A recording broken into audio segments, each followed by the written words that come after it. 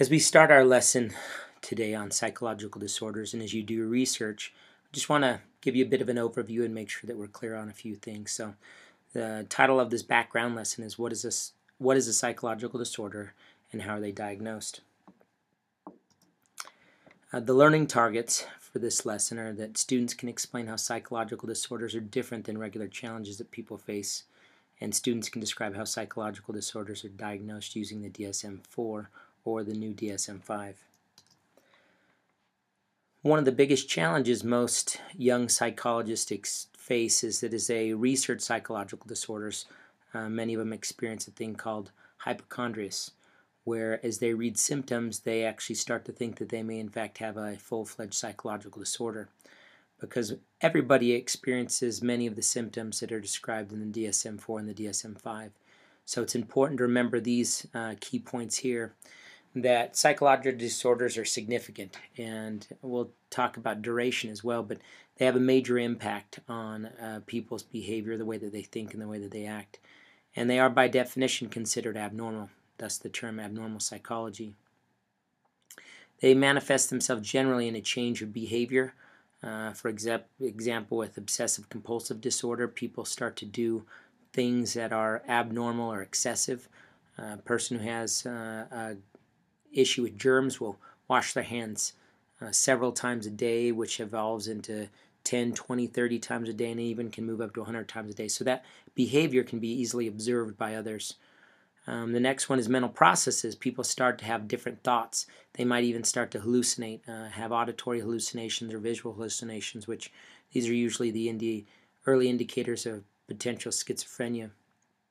The next thing is they're unable to function.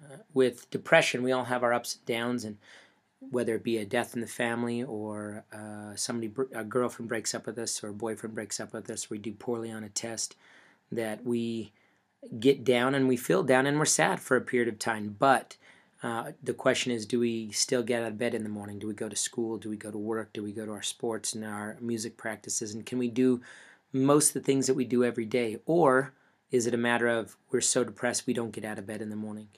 Or we may get out of bed but we don't do anything at school and we don't do anything at practice and we just basically shut down. That's that idea of unable to function. And then there are different periods of time for each disorder, but the idea of if it lasts for 2 weeks or more and you're unable to function and it has a significant impact and there's major manifestations of different behaviors and mental processes, then we're starting to talk about psychological disorders.